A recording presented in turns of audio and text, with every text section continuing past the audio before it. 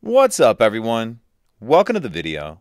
Today we're going to take a look at how to get a 2016 Lexus GX460 started if the key fob dies. So I've taken the battery out of this key fob to demonstrate.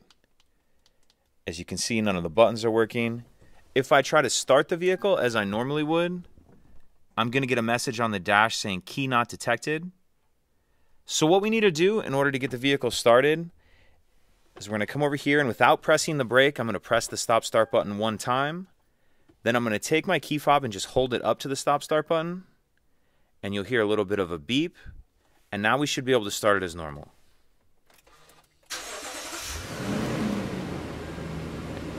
And now you'll be ready to drive as normal,